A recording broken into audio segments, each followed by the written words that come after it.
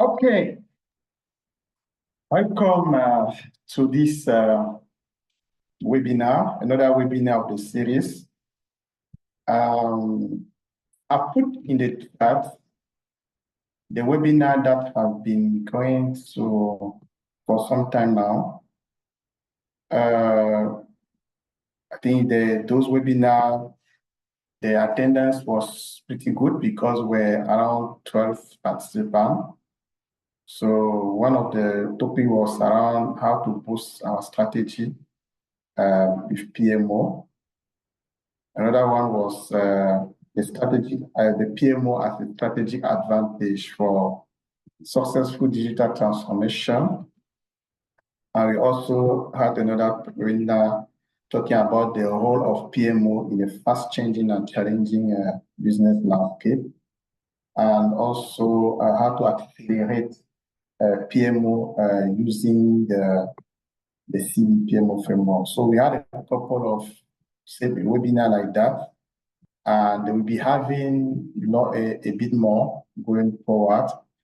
It's more of a webinar to engage, because we think PMO as a discipline or PMO as a business entity is not really known.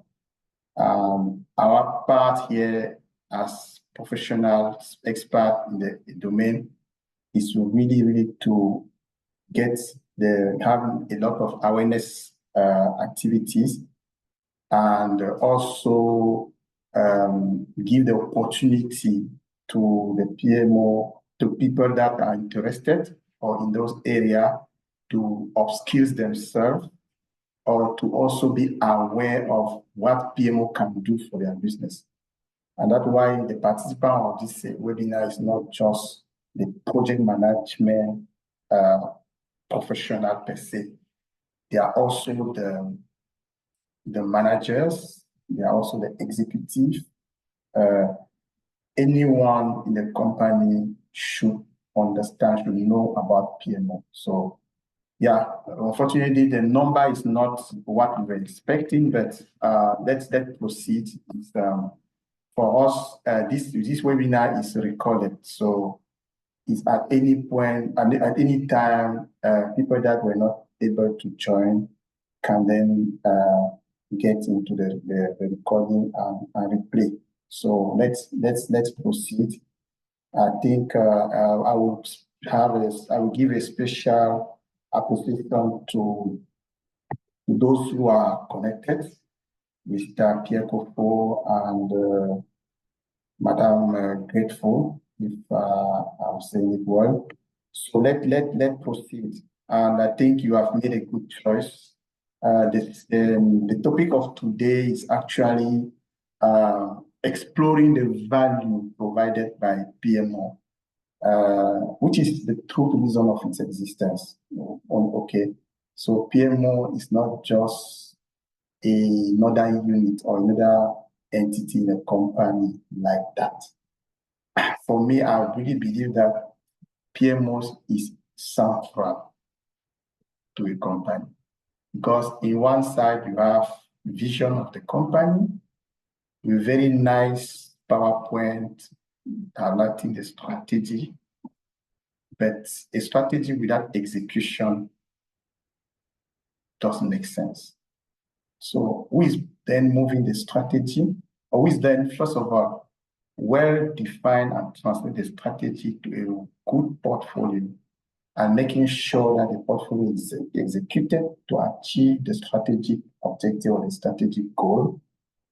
It's only PMO. I don't see any other entity in a company that play that role. So for me, it's central. I was saying to Novice before we start this session that honestly, I'm not seeing any company that want to survive or want to sustain in this business without a PMO, not just a PMO, a modern PMO. Okay, so we'll really explore that, and yeah, so and this is actually a series of webinar in a frame of project management boost. So it's a community that we have set up, and the objective, the main objective of that community is really it's about really join together, right, to explore and discuss project management practices, ideas, and innovation in our context.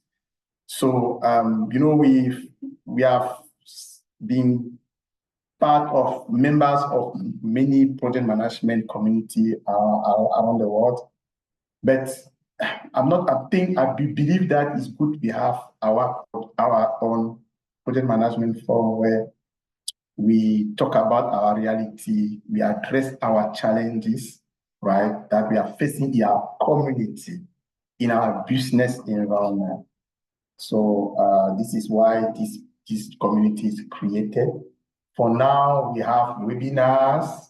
In the coming weeks or months, we'll be having physical engagement like talk, coffee talk, and so on.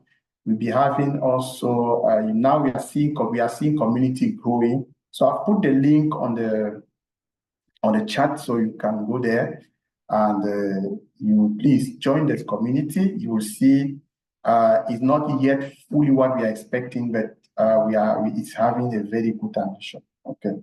So that's it for the community. And currently, the community also try to exchange around specific topics, right? And it's also facilitated by experts in various skills. Okay.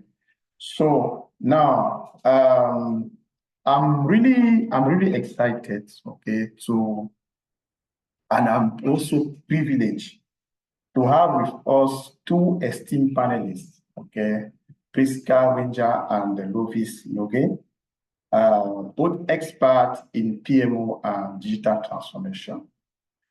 So they have a lot of experience as PMO professional at the leadership level. So they will share practical case of value, okay, delivered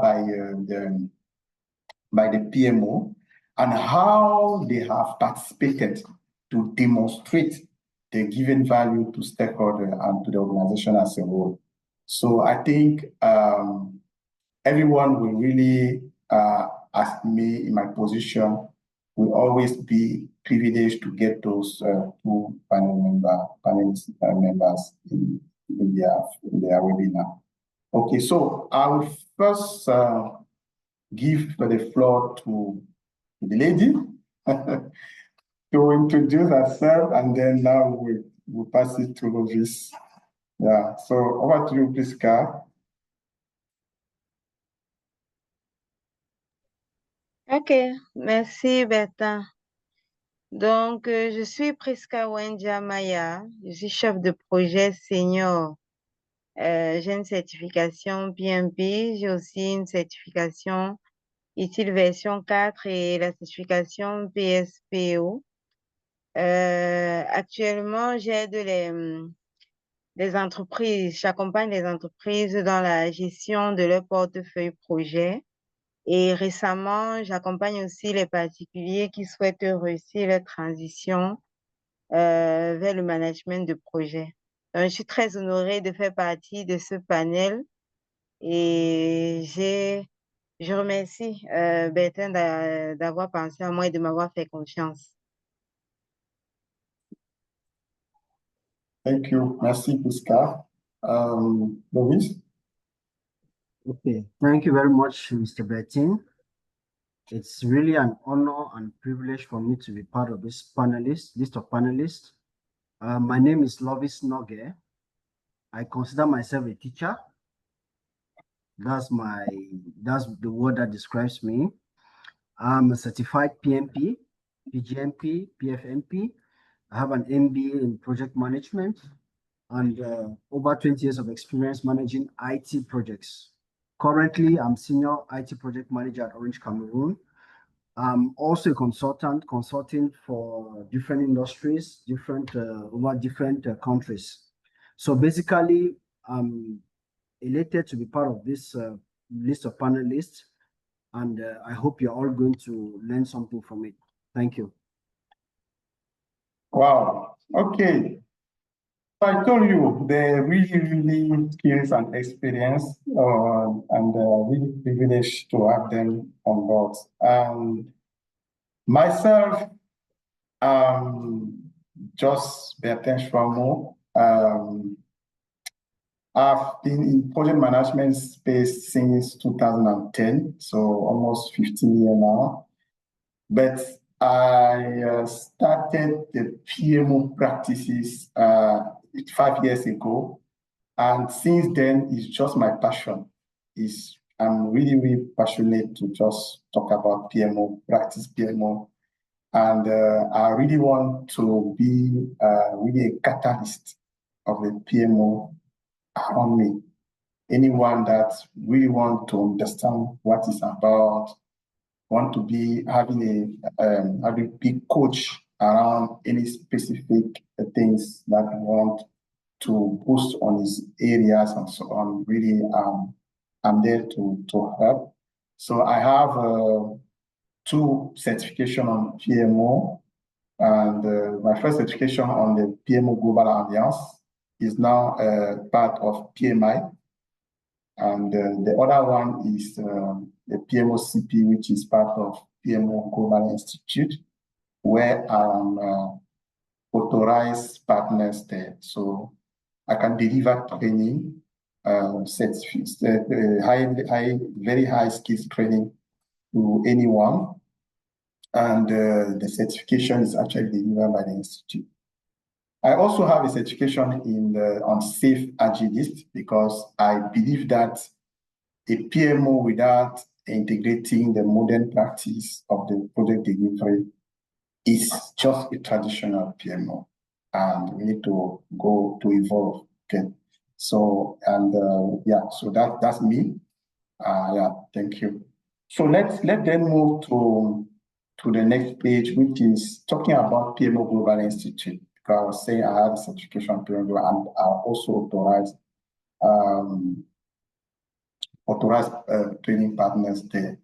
So I don't know, in the panel, in the forum, does someone heard about the PMO Global Institute? Grateful. I can see Pierre Toubé has joined as well.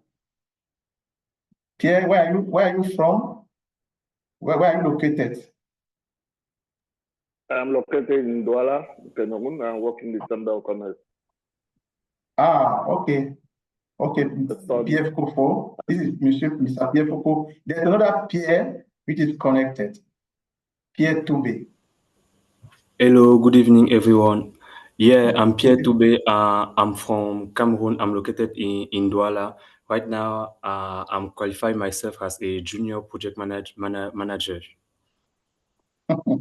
Okay, welcome, Pierre Toubé. Thank you.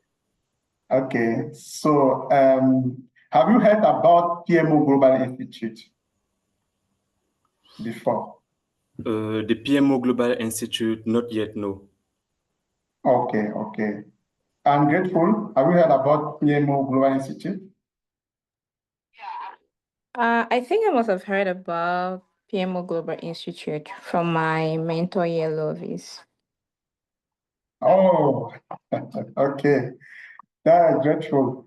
Okay, so PMO Global Institute is actually a leading global organization, right? Dedicated to empowering project management office and professional, right, by providing valuable resources, research, and best practice.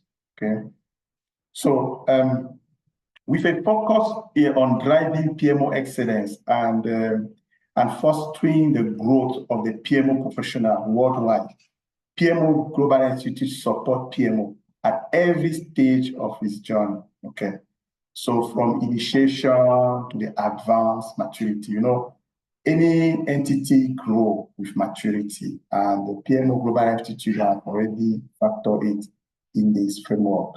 Okay, so through industry leading certification, training and a robust global community. It has a very big community. So PMO Global Institute enables PMO to deliver greater value. And that's why we are here to talk about those values, okay? Foster innovation and lead successful project in today's dynamic business environment. So we'll then talk about more about the value that PMO can provide and understand why we are here in this topic. So I've put the link, the PMO Global Institute link on the chat. So please, you can explore the link, join even that community is for free. You join the community, you will see many things, communication around, many materials and documentation for you to digest, okay? So let's talk about then why we are here, okay? So let me go to the next slide. Okay, so PMO value. Why do we need to rethink that? Because, you know, people can talk about value, but it can be just a basic value. Because when someone hears about project management office, okay, project management, deliver project, simple. But that's not just deliver project. There's a lot around that, okay? So, and also, in the practical words or in the reality, we often see PMO like an administrative unit. Like, okay, when we want to report on the project management, let's rely on them. When we want to save the documentation of the project management, let's rely on, like they are like an archive unit. No, guys, it's really an active unit, okay? So we want to, the PMO normally play an active role in business strategy and planning. And most of them just play a second role to fill some gap or ad hoc support in the implementation of company initiative. No, okay? And you will also see there are some PMO that say, okay, no, we are already shifted to the value-driven PMO, whereby there's a focus on the outcome of what they do. You understand well when you go into the future side, you understand the difference between outcome and output, okay? So people have started seeing that, no, it's not just deliver a project, it's also seeing the outcome of the project, what it has given as changes to the people that are beneficiaries, that are benefit from that project. And also some PMO have already introduced the agile methodology in their delivery model to enable continuous and iterative delivery of value to the business. Yes, but there's also a key which we need to consider. We need to acknowledge the generating effective value. So if a PMO does not generate effective value to the organization, and value here is not, it's more of perception. I will explain in the future why value is what people think about what you do. It's not what you do, it's what people think about what you do. If someone thinks that what you are doing doesn't give him any value, he will just say, close that door, you understand? So it's important then that we always be, okay, at the forefront to deliver value, okay, to generate effective and perceptible value for the organization. That's the first thing, okay? And that's why I love this quote, right? This quote from Americo Pinto, who is actually the general managing director of PMO Global Alliance. He's now at PMI because I told you the PMI about both PMO Global Alliance. He is saying this thing. One of the greatest challenge for PMO leaders today is clearly articulating why their PMO exists.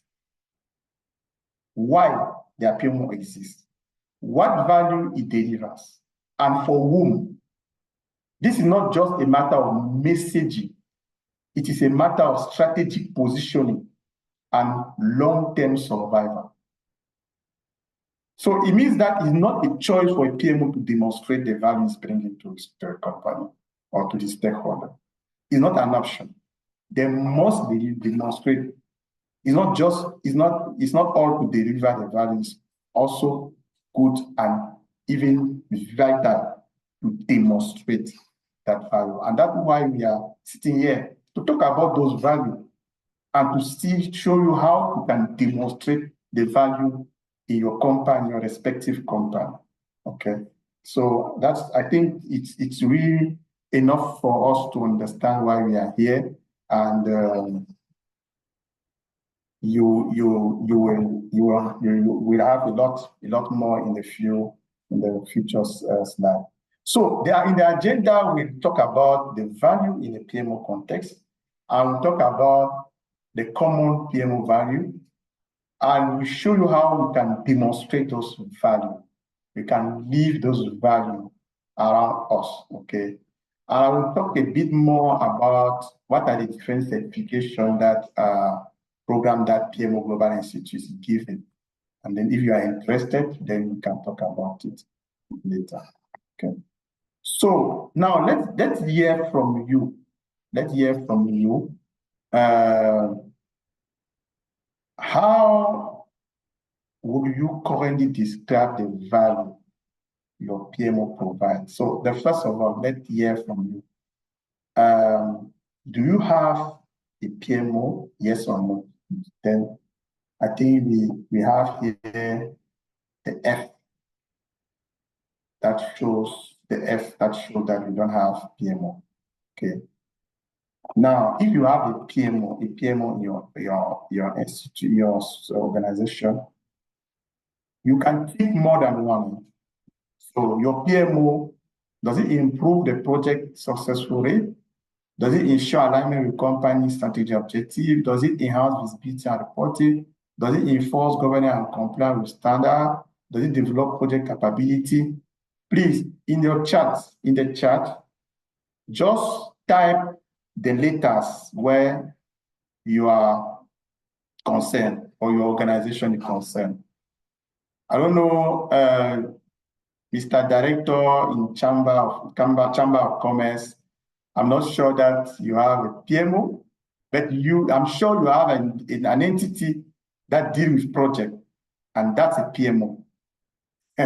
So just tell us if there's any entity dealing with project, either internal project or strategic or external project, that's a PMO. So you can choose the letter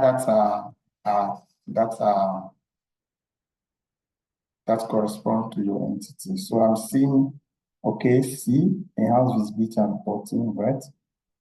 Or F is we don't have PMO. Okay, I was saying that. Prisca, enhance visibility. Wow. P2B, enhance visibility. Okay, good. Okay, so, but you can choose more than just the data. Ooh, I'm seeing Eddie Taku just joined because I wasn't. Okay, welcome, Eddie. I can also see, wow, we have a lot more people have joined. I'm seeing Nazim has joined. I'm seeing Joel. I'm also seeing Dr. Patricia. Wow, okay. Welcome to all of you. Please, if you can just type your location in the chat, it will be grateful for us, please. Okay, Nazim said B, ensure alignment with company strategy. Wow, okay, that's a great one.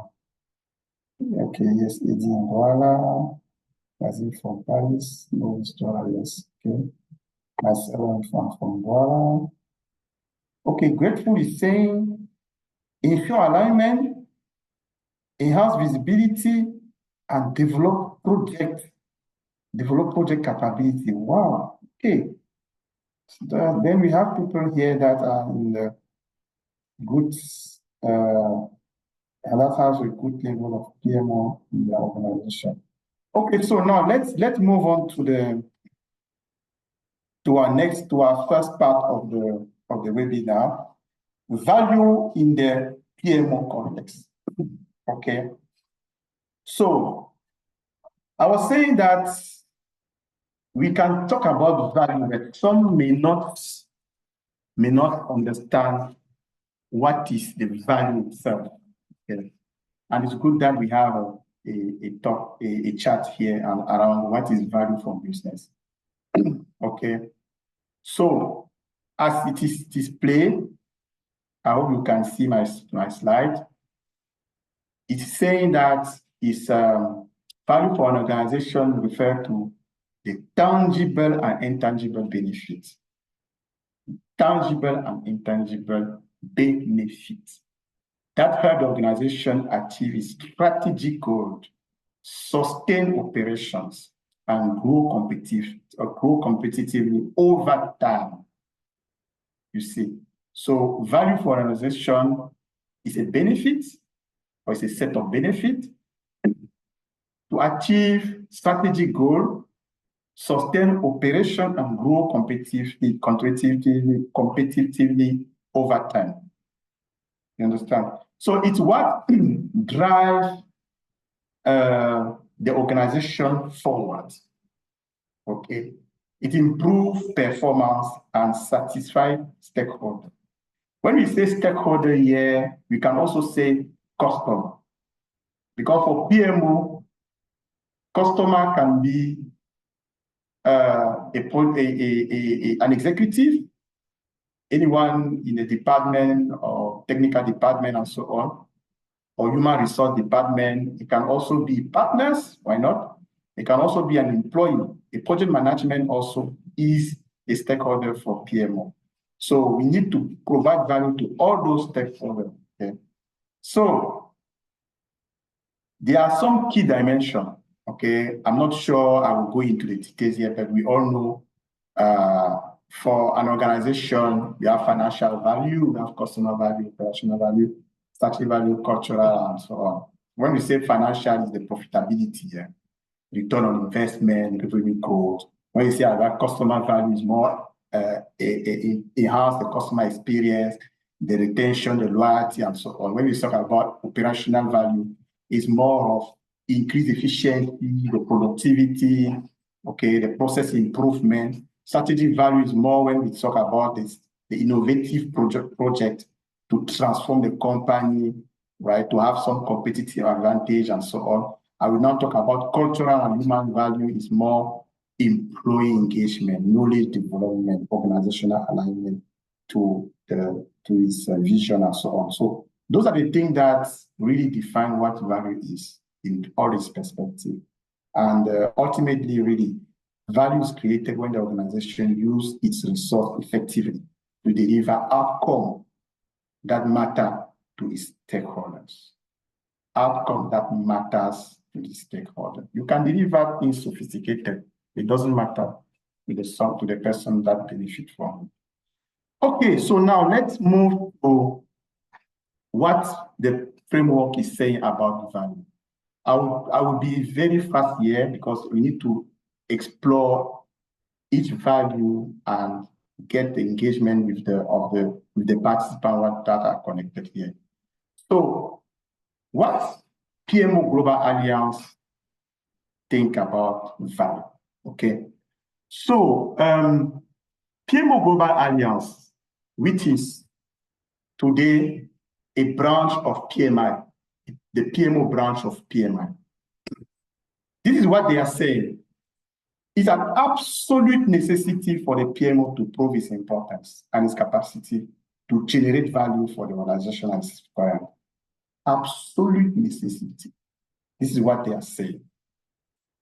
So on one side, you have the perception of value by stakeholder, which is very, very important, okay? And on the other side, you have to measure it, okay? So I'm not measuring and not clearly demonstrating it, okay? Result just to a failure, you understand? So the PMO then need to deliver value to the stakeholder by planning how this value will be delivered over time and keeping the right balance. This is very important for project management, for PMO Global Alliance, what they call balance. Balance means, I will take a simple example. When you set up a PMO, one of the first imperatives of the PMO is to create visibility, report, dashboard, and so on. But 3 report, 4 report, people start asking more. Is it consistent, the report that you are providing? Is it giving us the value that we are expecting for our business? That's the second one, which is more of medium or long term. So we need to make a right balance of what we are delivering. And we don't make that right balance. People will feel that you are just projecting things and you're not delivering what they want. So we need to have that balance. That is what PMO Global Alliance position the value. Now let's move to the next one, which is TBPMO, okay, where I'm also certified, and this one I'm the authorized trainer for this one, with Nazim, who is connected, my partners. Here we have, they are saying that PMO have become more successful, okay? They also need to be more accountable and prove their value. So at the same time, so many PMO dissolve because they could not deliver value. This happened not because the PMO isn't valuable, but because measuring and communicating its value can sometimes be difficult. Again, measuring and communicating. You understand? So that's why value generation in the PMO emphasize strategic alignment with the roadmap, optimization of the resources, acceleration of technology adoption, improvement of tangible and intangible benefits, okay?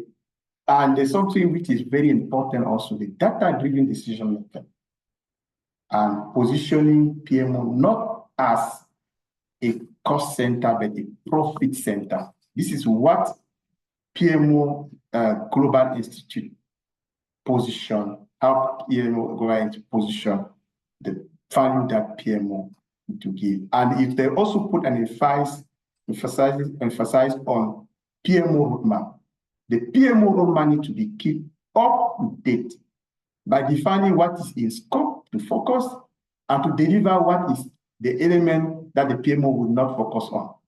This is like a contract, and that's why we talk about PMO charter. The same PM project management said project management charter, which is like a contract that I'm getting to deliver a service. PMO also need to every time make sure they have a charter, which also a contract. We said what I'm going to do, what I want to do, so that is clear for everyone. Okay. So now let's talk about the agile one, which is safe agilist. It's a scale agile, meaning if you heard about Scrum, Kanban, and so on, it's more localized and more atomized for project. But when we now talk about a global company, that's why we talk about scale agile. So let's hear what scale agile say about value. So scale agile said, first of all, it defines value as the benefit delivered, again, benefit delivered to customer through the solutions provided by the organization. So scale agile go one step up. It's not just stay on the value that PMO give, but the value that he's giving to the external, even to the external customer. You understand? Now we see what we call value stream. It now globalize all the chain to deliver the product and services to the market. Okay, and that's why they have defined 4 core values, which alignment, transparency, respect for people, and relentless improvement.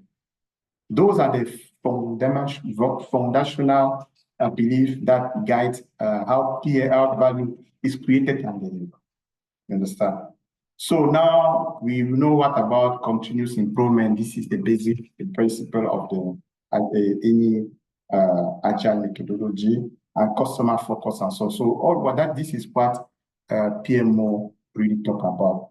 Now let's go now to the interactive session part. Okay. This is what Lovis, Prisca, and myself have identified as common PMO value. So you have here 7, and we can hear from you, and if you have missed something, we can develop. Or if something here is not really a value, let's discuss. But we have identified 7 values. We have them here, okay? We'll unpack each of them by describing the value on its impact, because the value without impact doesn't matter. We also elaborate on few metrics that can help PMO monitor and track their performance over time. Okay, so now let's go now to those different values. Okay, so on the first value, which is strategic alignment, I think if we are all aligned here, strategic alignment is the most used services that PMO can deliver in the modern world. So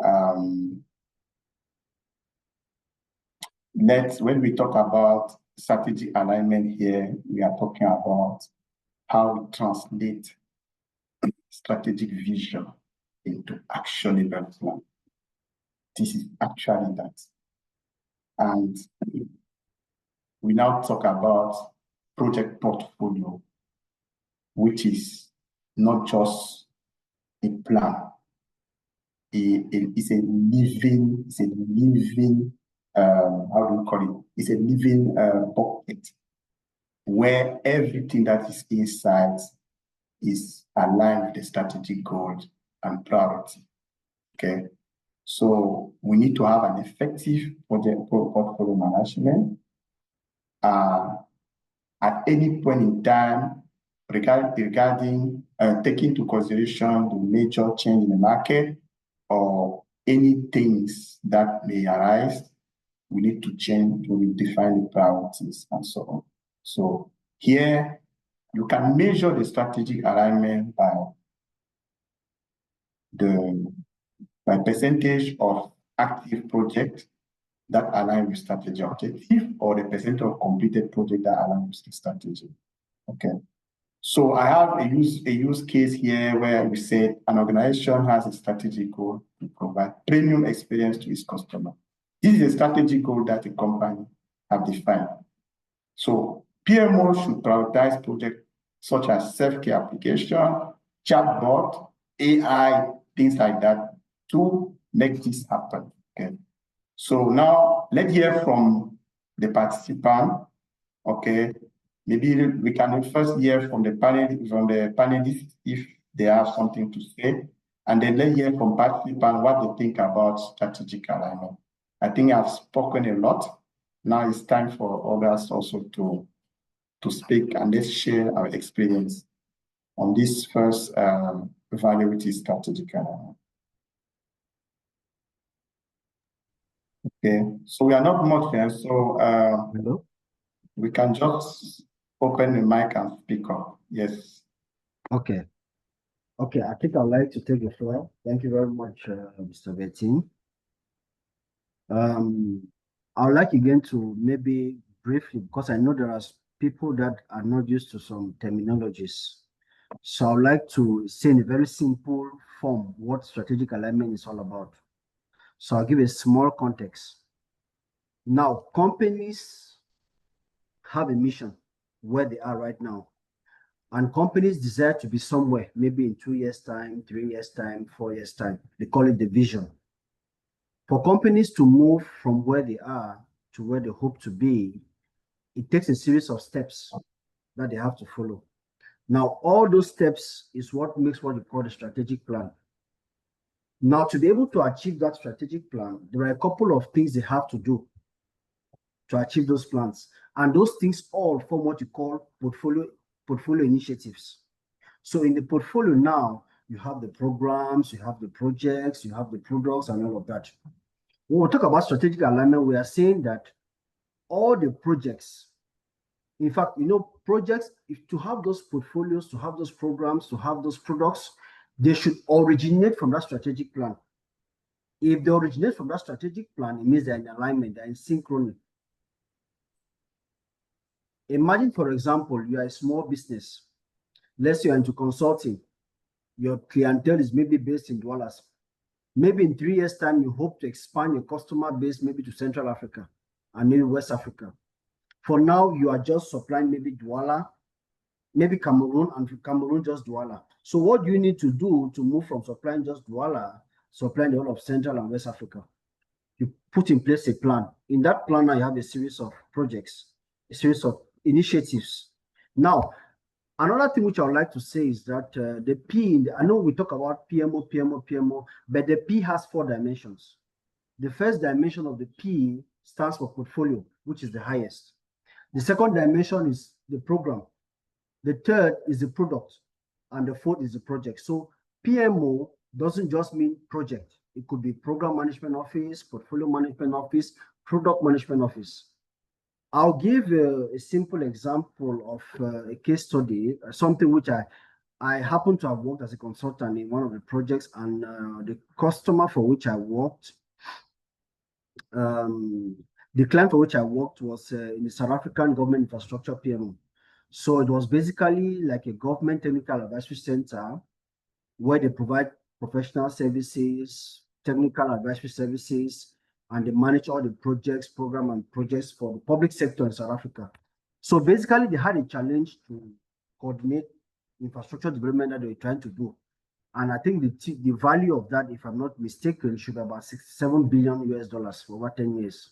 So that was the challenge. So what did they do? They had to put in place a centralized PMO framework that enabled them to align all those initiatives with respect to the calendar that the South African government had for the nation. So they're able to ensure that all the initiatives, all the programs, all the projects, all the products were in alignment with the objectives that the government had for the nation. So they also put in place the centralized PMO. They had toolkits that they put in place to be able to manage all of that from beginning to end. So they implemented what you call a performance monitoring and evaluation and contract management support or private partnership. That means because public-private partnership, because they had some other, we call them in French, prestataires, vendors who work together with them. So it was like a public-private partnership, but everything was centralized on the PMO. So they came out with a framework, and with the framework, they were able to do governance, they were able to do strategic alignment matrices, they were able to do dashboards. At the end of the day, there was an increase in success rate from 45% to 78% over the course of 3 years. They had what you call a budget variation reduction of about 23%, and they were able to stick to time. Because initially, before the PMO, they had a challenge of time variance, but they were able to move from 52% to about 71%. So it was really a massive success. And that happened because they thought it wise to align everything they did with respect to what the government had in mind. So that's the example I would love to give. Thank you. Wow, really example, eh? And okay, anything, Prisca, on your side? Bon, je vais juste ajouter que je suis d'accord avec toi quand tu dis que c'est la valeur, que c'est la plus grande valeur d'un PMO et la plus difficile aussi à pouvoir démontrer. Parce que dans la majorité des entreprises, je veux dire, dans la majorité des entreprises, ils estiment que montrer, c'est-à-dire que la stratégie ou bien donner la stratégie au PMO, c'est une information qui est confidentielle. Et quand on sait que le véritable challenge d'un PMO, c'est déjà la priorisation, et on comprend que comment est-ce qu'ils vont faire des veilles, comment est-ce qu'ils vont faire des revues du portefeuille projet, sinon pas les éléments pour faire cette priorisation-là. Ils se retrouvent, c'est normal que face à ça, on prend le PMO comme un exécutant ou bien comme un support parce qu'il n'a pas toutes les armes pour pouvoir faire le travail qui va vraiment montrer la valeur auprès de l'entreprise. Donc, c'est une difficulté que les PMO ont et malheureusement, ça a un impact sur une valeur forte du PMO. OK. Merci beaucoup. Donc, on va écouter certains participants, hein, s'ils ont un mot à dire avant qu'on ne passe au suivant.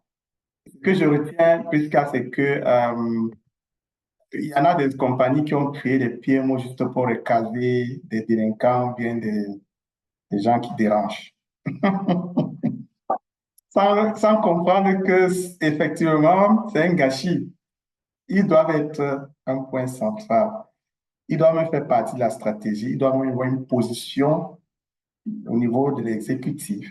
Ils doivent participer même au comité directeur et autres. Parce qu'ils doivent comprendre. Exactement. Donc, c'est juste, comme tu dis là, on définit la stratégie et on prend un bout, on leur donne, va juste délivrer ça, on veut que tu délivres ça en 2 mois. Et quand tu ne délivres pas en 2 mois, on dit, cette unité-là ne lui sert à rien.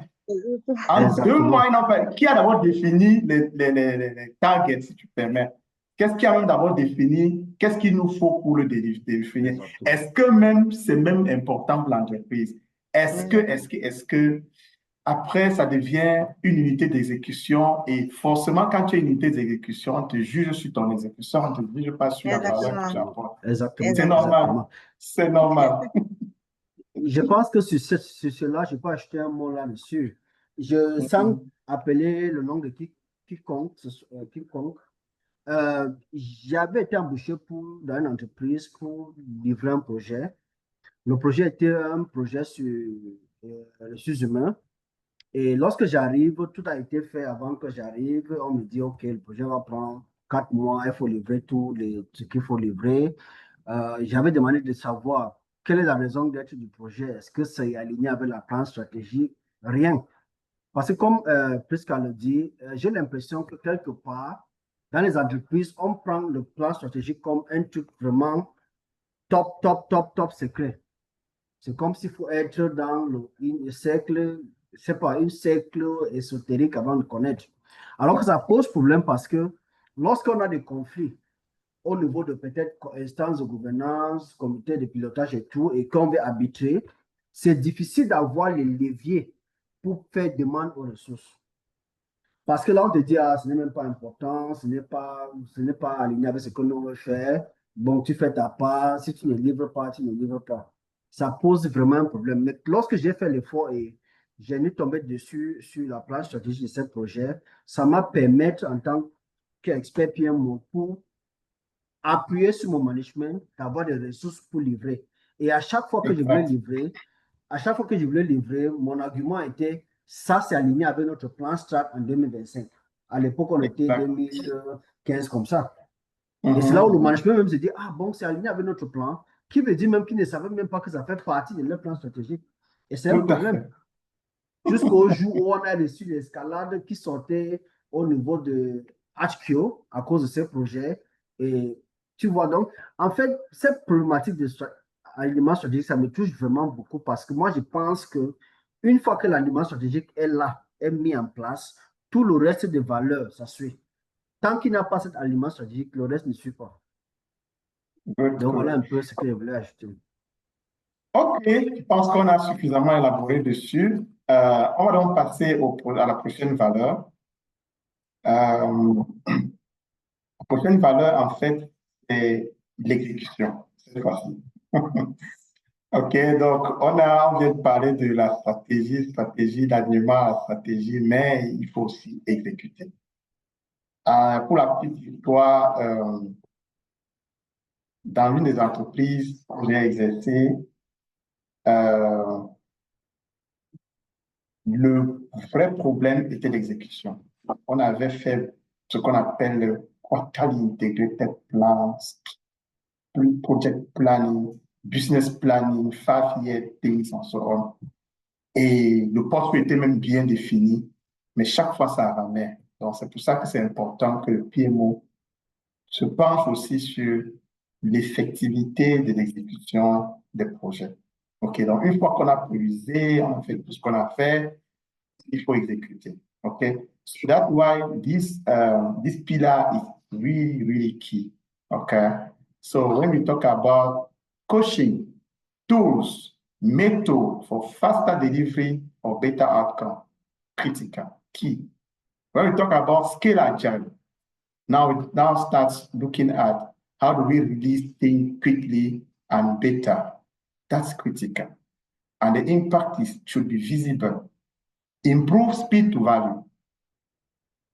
Speed to value is different to speed to market or time to market, because you can deliver something to the market in 6 months' time, which is still fine for the business, but you may also be deliver small things or minimal valuable product, and it gives money that is bigger than the one that you have delivered 6 months down the line.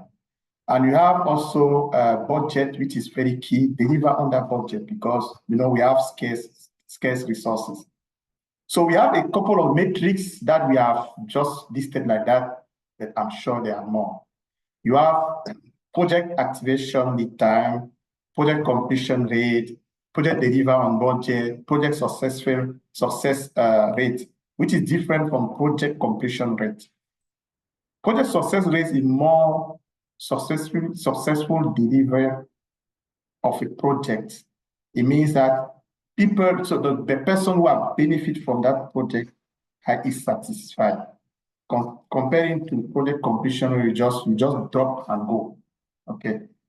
So there's a use case that I elaborated here, but let's hear from others. I don't want to be the only one to speak here.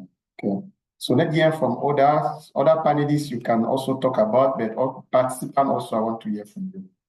Speed to execution, speed in execution, speed to value, execute within budget or allocated resources. Those are the key value that PMO brings to the company. So can we hear from others?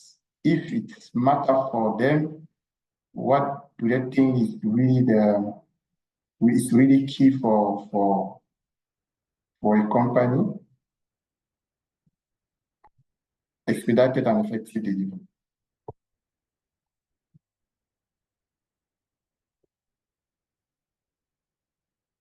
Please feel free, hein?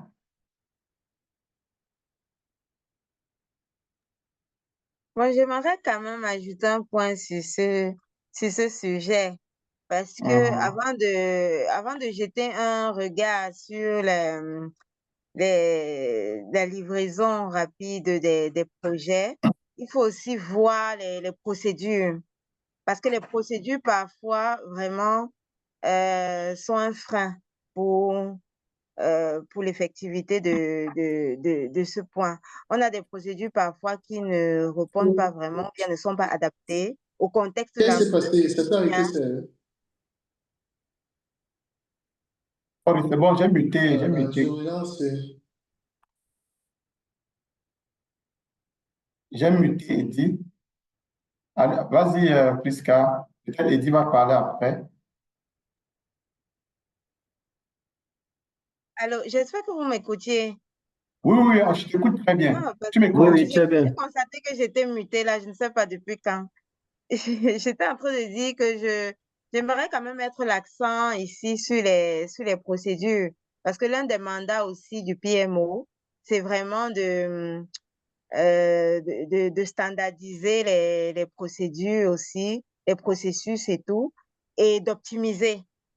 Parce que si on a des procédures qui ne sont pas adaptées au contexte de l'entreprise ou bien au type de projet qu'on est en train de gérer, on aura beau suivre, mais derrière, il y a les procédures qui vont traîner. Ce sont des réalités qu'on observe. Ce sont des réalités qu'on observe. Parfois, pour obtenir une certaine validation, ça prend du temps. Le PMO a aussi ce mandat de regarder, de proposer même des outils, même s'il y a des outils pour pouvoir faciliter les validations et pouvoir délivrer dans les délais. Oui. Et quand on parle de délai, on parle aussi de budget, de réduire aussi les coûts. Exact. Mhm. Très pertinent. Exactement. Mhm. OK. Est-ce qu'il y a un participant qui va intervenir sur cette valeur?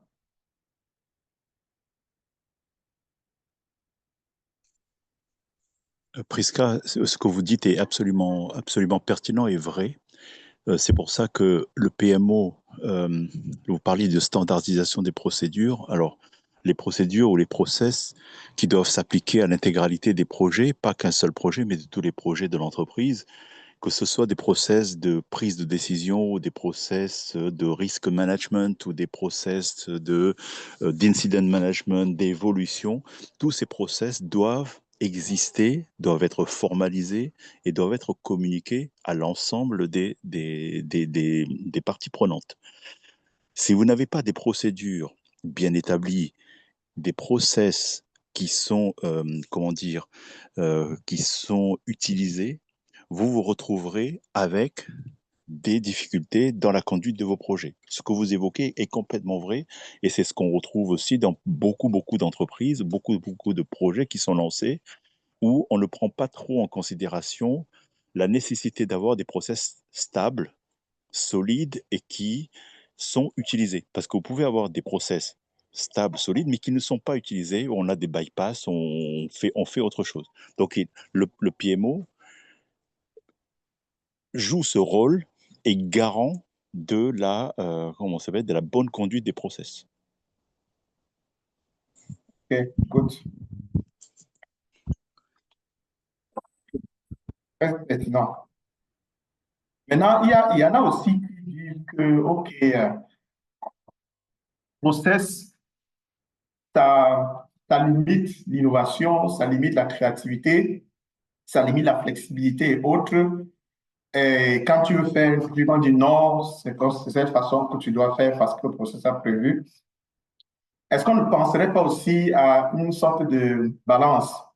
Enfin, on doit avoir des process justes, mais pas genre très rigides, quoi. Comment est-ce que... Ouais. Oui.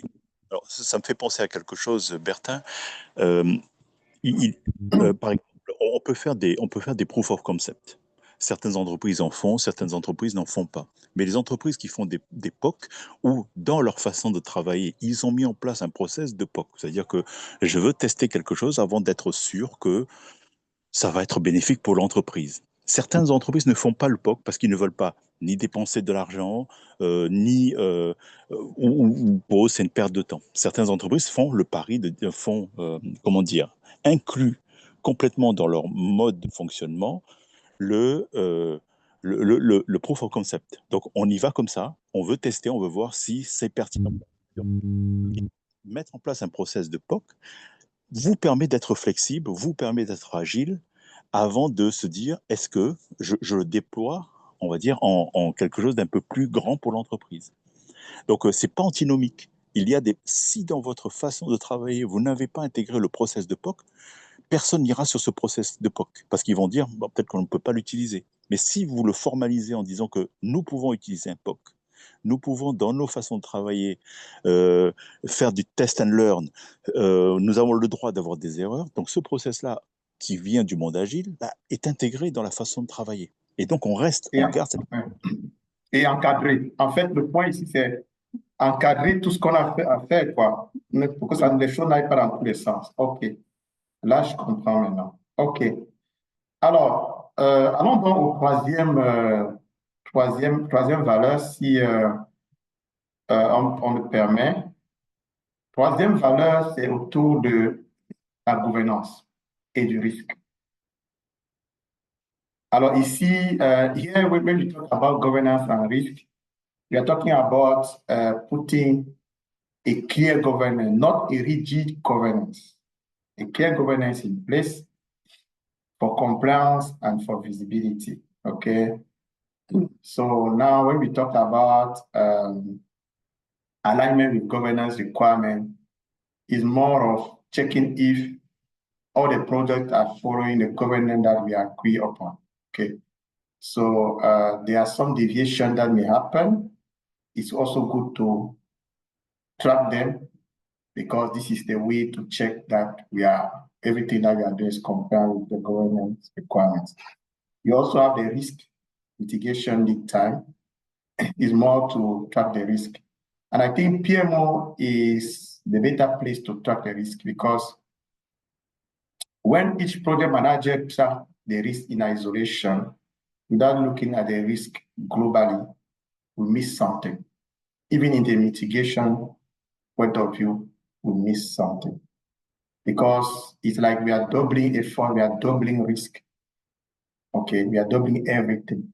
And things can go badly just because we are not coordinating. So PMO is really I would say risk management is one of the critical roles of PMO. When I say risk management in terms of project delivery, in terms of business initiative implementation, this is risk management that PMO need to take lead of. So it's really a key value for a company. Okay. So I've taken, for instance, a case where a mining company have put the business risk as a key dimension of its strategy. And the governance in place should ensure then that respect of the mining law and rules to avoid incident and fine. So who can make sure that this is respect PMO? So it should lead the strict application of governance and manage the risk overall. Yeah. So now let's hear from others what they think about it, because some think that governance is just like old school. People are putting governance to, again, what I was talking about, process to lock all the culture of innovation, culture of try and fail and so on. So what do you think about this value?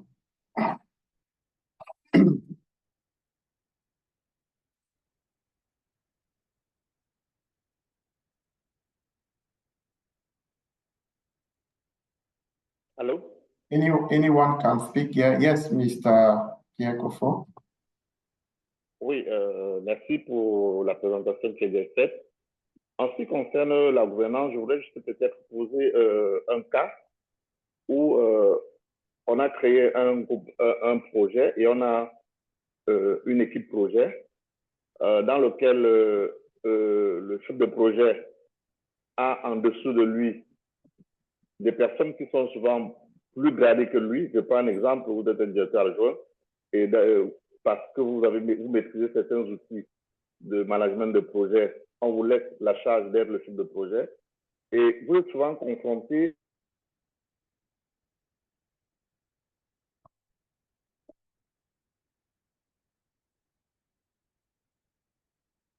On dirait qu'on a perdu M. Kofo. on gère ce de préoccupation. Merci.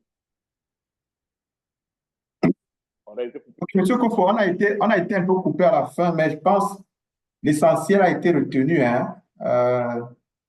C'est que quelqu'un gère le projet, un projet manager gère le projet, et son niveau hiérarchique est un peu plus bas que les ressources avec lesquelles il gère le projet. Et donc, il est confronté effectivement à ce niveau de conflit où il ne peut pas dire n'importe quoi à une des ressources du projet qui est un directeur. Je ne sais pas si c'est que... Oui, en fait c'est ça. C'est-à-dire qu'il y a une difficulté à manager l'équipe projet parce que hiérarchiquement, tu as des gens à qui tu ne peux pas facilement demander certaines choses de la même manière que tu aurais demandé si tu étais le supérieur hiérarchique directement. Mais dans le projet, c'est toi le chef de projet, en fait. Ok, ok. Alors, quelqu'un peut répondre à cette préoccupation? Monsieur Kofo? Comment est-ce qu'on gère ce genre de choses? Et c'est très usuel hein, dans les entreprises, surtout les project managers. Dans une entreprise d'une structure fonctionnelle, le project manager, on lui assigne des ressources qui ne lui reportent pas. Et souvent même des ressources qui ont des niveaux, qui ont un niveau de hiérarchie plus élevé que lui. Mais il doit délivrer un projet. Il doit délivrer la valeur qui est attendue de lui. Et il se trouve confronté à quelqu'un qui est plus gradé que lui et il a même souvent même peur de lui dire n'importe quoi parce qu'il peut perdre sa place. Alors, je pense que si, vu de ce sens-là, la gouvernance permet effectivement de définir le cadre de fonctionnement. Et comme ça devient impersonnel. Et là, on travaille dans un cadre bien défini qui n'est pas de l'initiative ou bien de la création ou bien de l'idée de project manager. Si par exemple, je prends un exemple simple, hein. Si on a je ne sais pas comment on appelle ça en anglais, le STICO, un project en français, on appelle ça project STICO, c'est en fait l'organe de gouvernance ou bien de direction de décision, voilà, l'organe de décision d'un projet. Normalement, le project manager reporte à cet organe et toutes les difficultés ou les supports dont il a besoin, il fait appel à cet organe.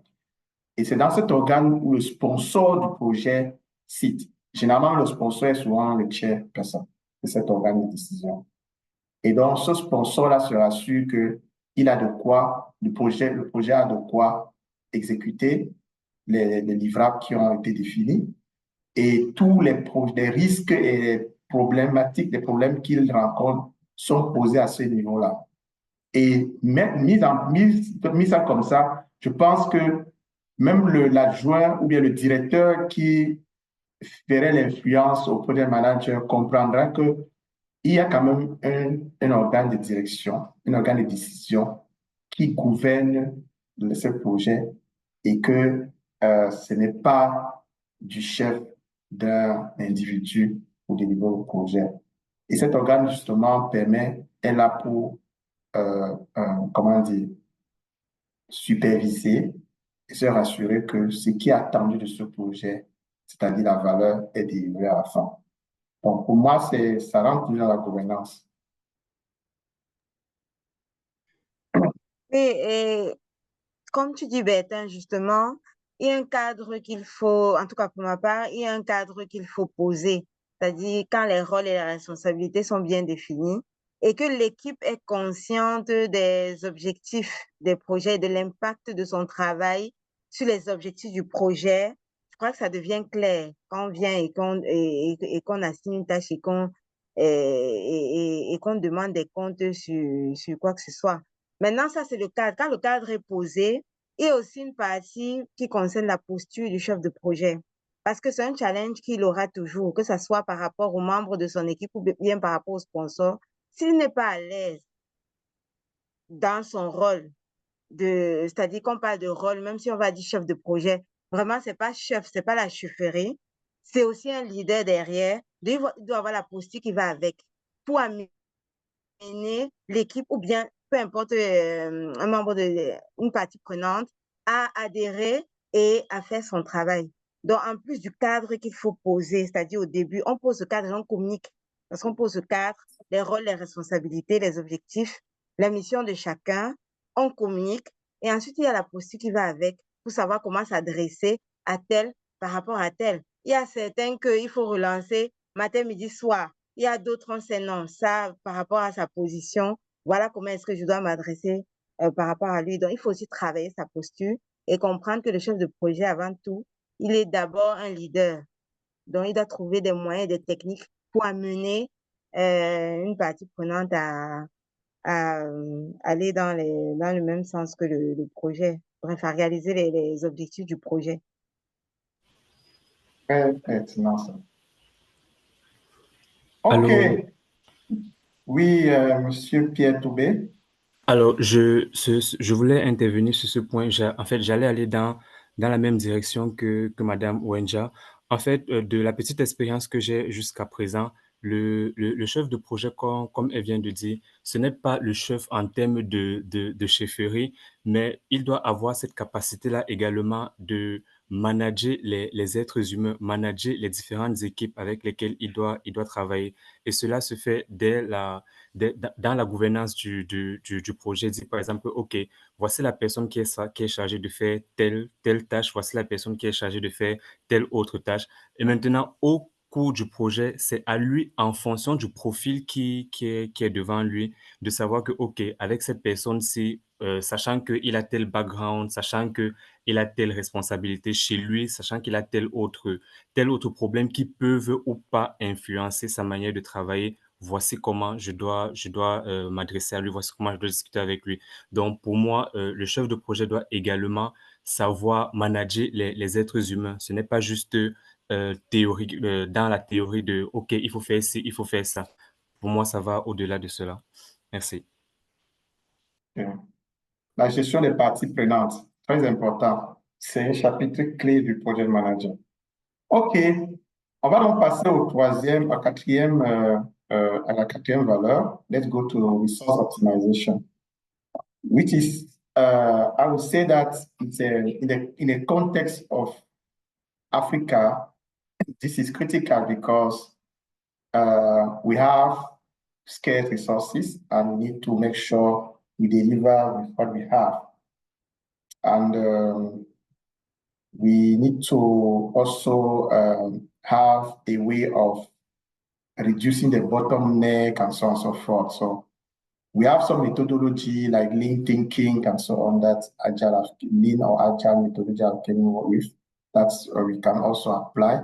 But at the end of the day, we need to have measurable metrics to justify, to demonstrate that we are playing on that pillars, and we are giving efficient value to the business. So we have better resource utilization, we have faster throughput. And the way we can measure it is just that,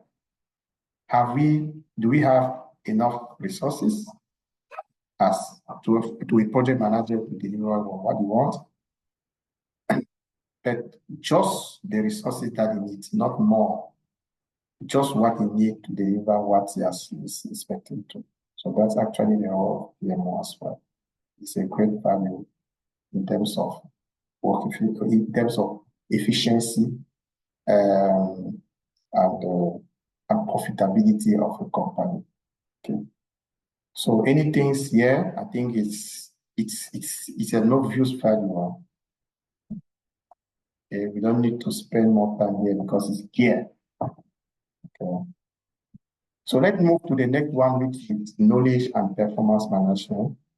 This one also is one of the critical value as well. Because sometimes we deliver project as if this is the end. No. If I deliver a project as a project manager, I deliver a project, but I leverage on the knowledge base or collaborating with others that have delivered the same, I will go faster, I will go efficiently, I will go better. So knowledge base is critical. How do we put in place a knowledge base? It's PMO that can do it better. You understand? I know that at the beginning we said we create a unit just to archive. No. Archive is when you put in and then you don't know when you will use it. But here is different. You have an active knowledge base that the project manager, even before starting the project, he go in the knowledge base and check, okay, this is the type of project I want to deliver. What are different tools that are appropriate? what are the challenges that one of the previous project managers faced?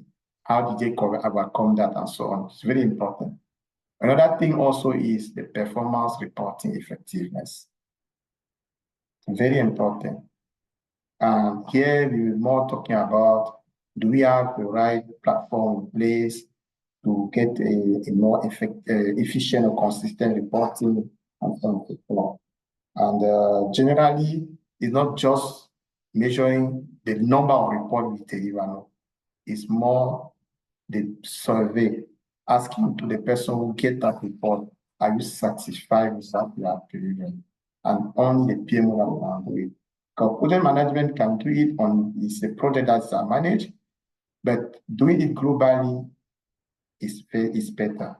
Okay. So that's actually about the value that PMO can bring as well. I don't know if anyone has something to say here. It's a very important value. So I'm seeing the time is going fast. Let's move on to the other one, which is the agile enablement. So today, if we have a PMO, which is not adopting the agile methodology, it's a problem. It's a problem for me. So it's even today an indicator of the maturity of PMO. We don't expect you to apply the agile methodology everywhere and so on. You can adopt like an hybrid somehow, somewhere, but if you have not applied any agility, any methodology of agility somewhere, it's a problem. Because it has been demonstrated that with agility, it's really have a direct impact on the revenue, the time to market, the satisfaction of the customer, and also the team dynamics and engagement. So if we don't do it, then it's a problem. Okay. So, and the other one is the stakeholder engagement and communication. This is one of the role of the PMO. Because each project manager can try and manage the stakeholder and so on. But managing it at the level of portfolio, program, at the company strategic level is critical, because then you understand the language of that person wants to hear. The project manager can just report or engage on what he knows or what is tasked to or assigned to. But PMO, when you engage a stakeholder, is to say, the revenue that you are expecting, I have 3 projects in my portfolio that we deliver in 2 months.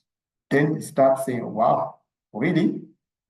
Then you have a different way of speaking with the stakeholder. And this is creating really a bridge between business and the delivery team. Okay. And it's also ensure transparency and manage expectation. Because the same PMO can go to the stakeholder and say, sorry, boss, what you are expecting in 3 months cannot be delivered. Why? Because 1, 2, 3, 4. Because a project manager, he can just be focused on change requests and so on and so forth. There may be some reason why he's struggling. PMO is well placed to manage such engagement with the stakeholder. Okay. So now, if we have explored the different values that we have listed, is there someone, can we hear from someone if there's anything that we have missed before we move to how we can demonstrate those values that we just listed here?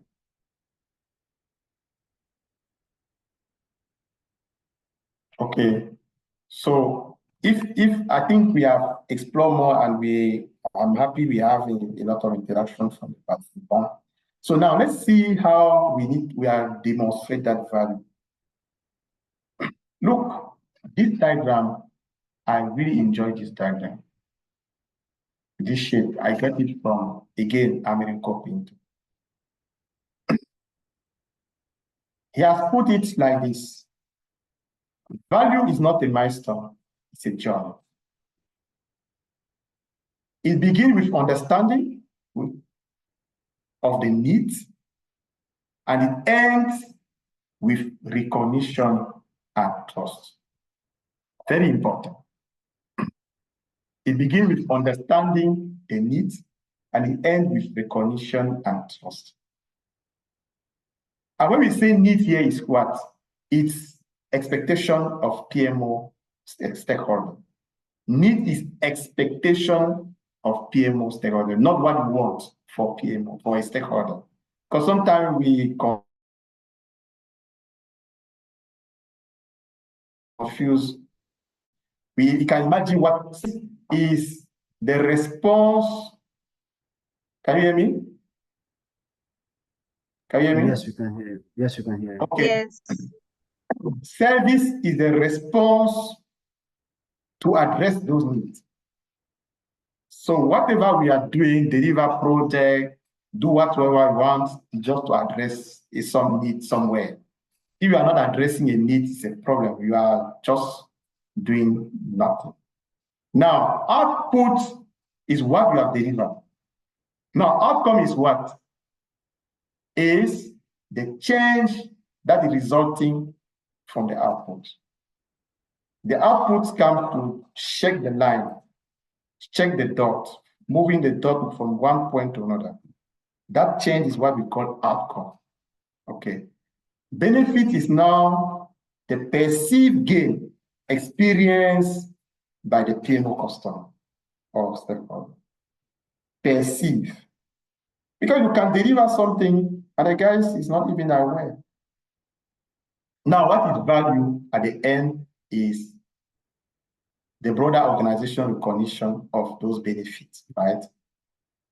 So then that's why we said it begins with understanding of the needs and then ends with recognition.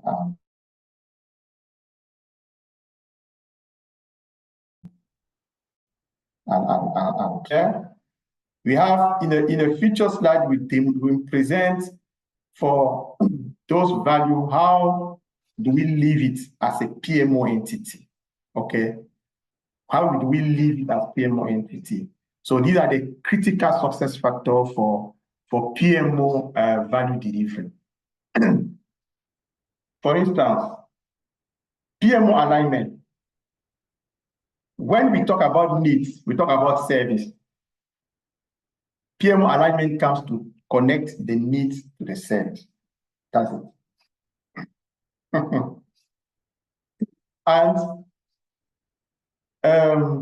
having a clear PMO vision and purpose share across the organization always serve a foundation of PMO alignment. Because PMO as an entity need to have a clear vision and purpose. Why as an entity, why are you here?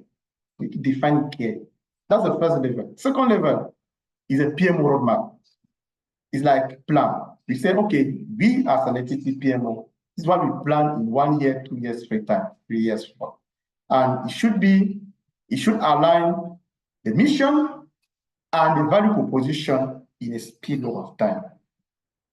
And this is done by engaging the stakeholder and say, okay, when we look at the transformation of this company, the vision of the company, where are we going to in a 1 year, 2 years?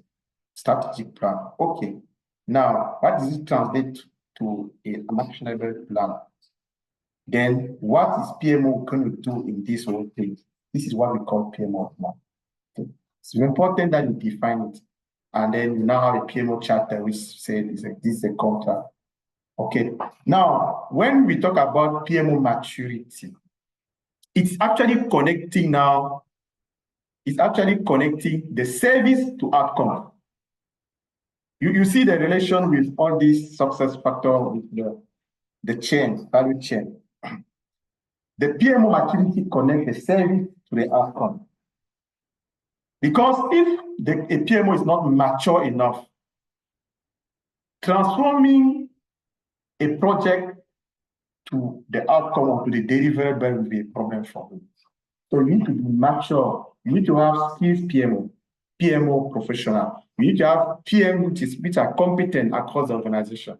You need to have effective delivery methodology and process and tools. You need to have consistent governance, and metrics and reporting. We talk about it up there as a value and so on. But now it's translated as something that PMO need to, how do you call it, adopt. Okay. So the PMO maturity is a key driver to have an output which is delivered as per expected. Now, the third one is the PMO customer competencies. It connects the output to the outcome. Why? Because you can deliver a best output. You can deliver something which is like nice and so on. But I believe that if we are working to fulfill stakeholder needs, the stakeholders should be excited to receive the result. Excited to receive the result. That's why we are talking about customer competency. So that is why constant communication with stakeholders is important. Again, customer engagement, stakeholder engagement. Now, when we talk about another critical success factor is the PMO customer maturity.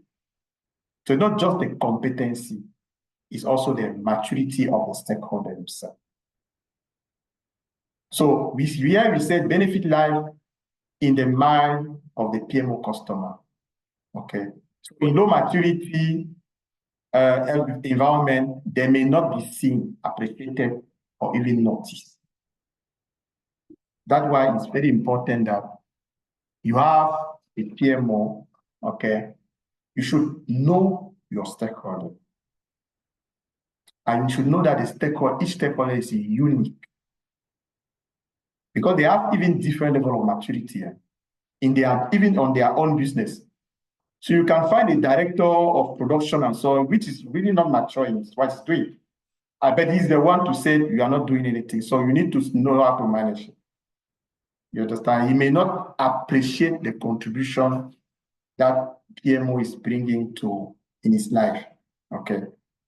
And you need to, as stakeholder also evolve or get mature, you also need to adapt to him.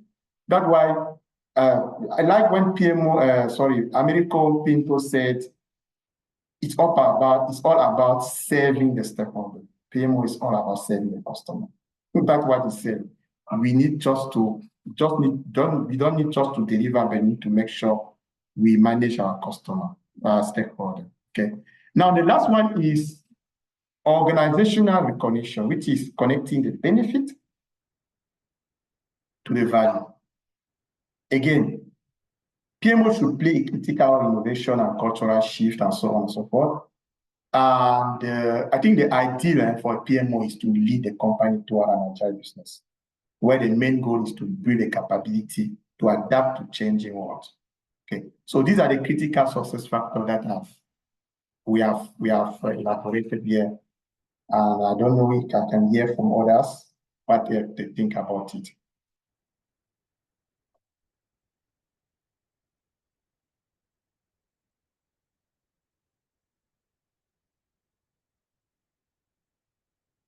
Hello? Anyone is inspired to say something about the critical success factor? Okay, I think it was really clear. And the last thing I want to say here is that moving from working elephant to a giant running horse is the ultimate goal of a modern PMO. This is all about the key mission of the PMO. Okay. Running horse, it means that we are in a changing world. We need to run fast. And we need to run sustainably. And the PMO is the only entity that can do it. Okay. So now, talking about the certification that PMO Global Institute is providing, there are 3 certifications. We have CA-PMO, CB-PMO, and Agile PMO. Okay. So for now, we have best offers for you, for people that are interested, or people around you. The CA-PMO is actually the entry level. So people that it's actually designed for individuals looking to establish or boost their career in the PMO project management office. I was talking before this session to Lovis that we really need to put an emphasis on the PMO professional, because anyone in the company can fill a position in PMO. Generally, we don't even know what they are doing. We just say, okay, there's a position in PMO, okay, go there. Maybe you will be there just to report on Excel, you will be there just to archive the project and so on.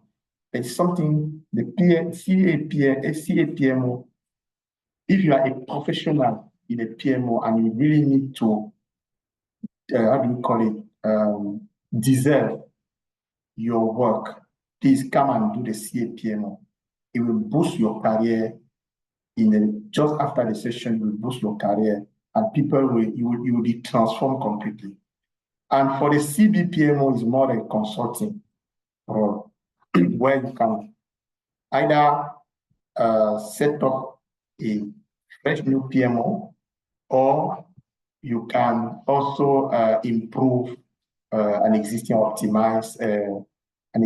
PMO to maximize performance or to maximize value.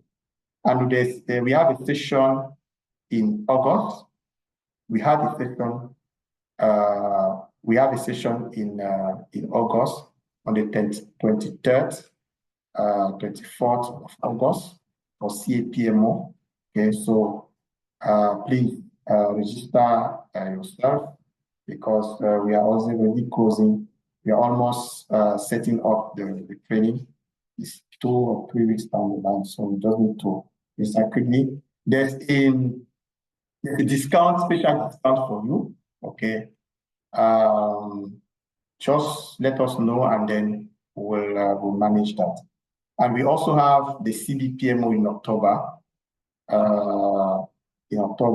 It's actually during the weekend, because we know people are working during the week. So it's actually during the weekend that we are seeing 2 days. It's actually 4 days, 4 half days, 4 half days actually.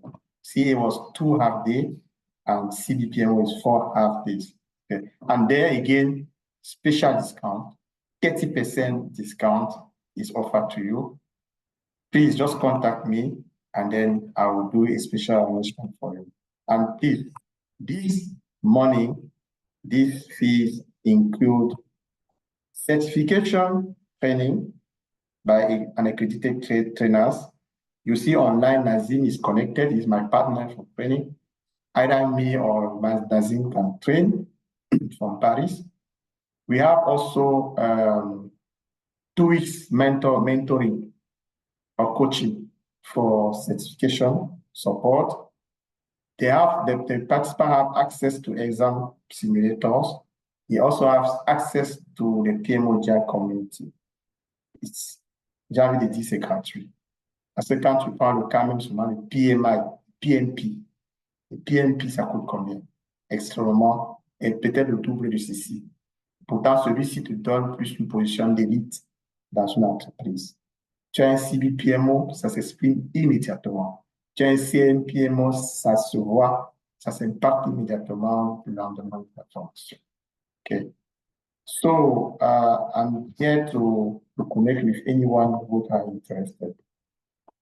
Okay, I'm sorry we are exhausted, and we are extended our webinar to up to 20-something minutes. It's true that we have started a bit late because we're waiting for other participants and so on. So that's why I think we just stayed all this time. I'm really delighted because all the participants have stayed to the end, and it's really impressive. Thanks to you, and I hope that we have given you a lot, and you can use it for around you or in your professional life. And please, this is recorded, so we share the record for people that are connected late, or we can still replay it and maybe pick up what you have missed during the presentation. Please share your feedback on the chat. to encourage improvement in the next engagement. So you have the chat, please share your feedback. And my team in charge of the webinar will contact you to get your feedback as well and share the regarding also if you are interested of any certification or any coaching or any engagement, please let us know. We are here to support. And a special thanks to Vis and Prisca. And I don't know if I have to say thanks 1,000 times.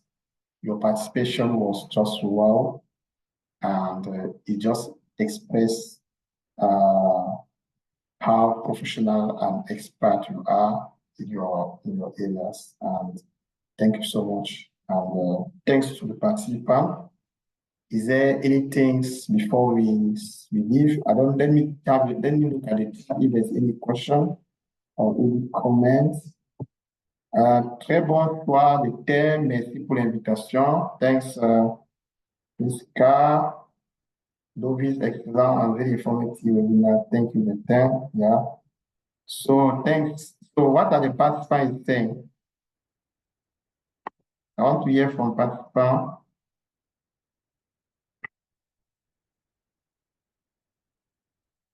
Eman, how are you from US? Joel, how are you today?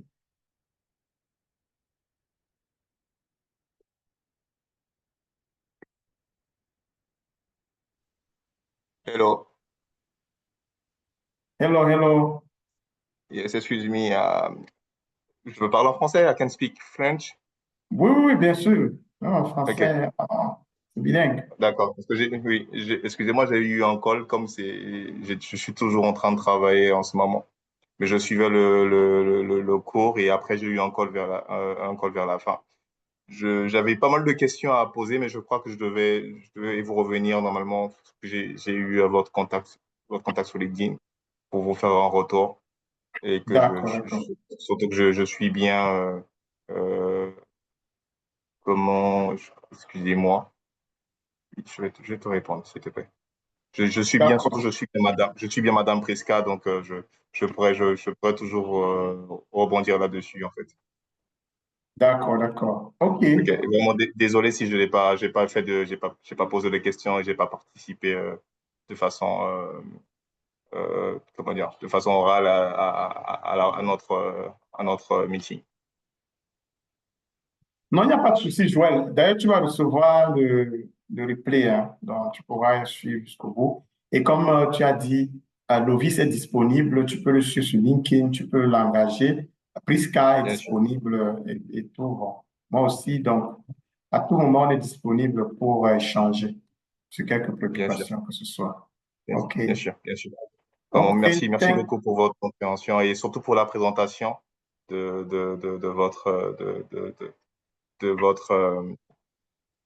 ce petit moment de session de travail surtout et d'échange. J'ai beaucoup apprécié surtout l'échange de Monsieur le Vice concernant le fait il avait expliqué une situation à laquelle similaire qu'il avait eu en 2015 et j'ai beaucoup apprécié l'échange. Je me rappelle juste d'un petit mot, comme je suis en conversation en ce moment avec de l'autre côté avec mon responsable, voilà pourquoi je n'ai pas vraiment tous les mots sur moi en fait. Mais vraiment, je vous remercie beaucoup, surtout pour tous les retours que vous avez eus, surtout aussi de monsieur Rahim, et aussi qui avait pris la parole tout à l'heure quand il expliquait par rapport au process, et aussi concernant l'époque aussi. J'ai eu le temps de bien suivre en tout cas. Ah, d'accord, ok. Là, tu es connecté d'où? Tu es localisé où? Je suis au Sénégal. Ah, d'accord, ok.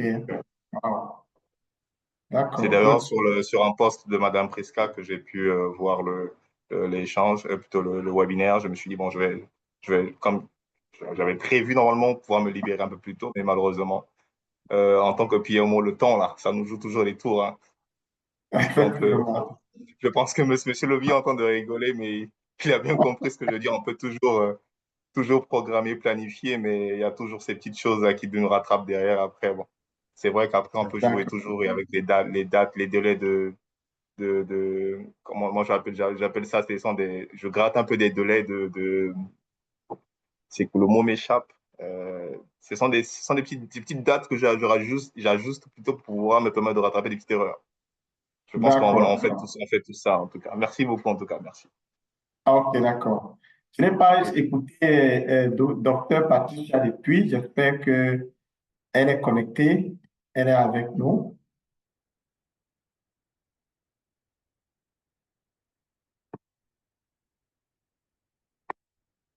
Ok. En tout cas, on va les engager. On va engager tout le monde et on aura le retour. Ok.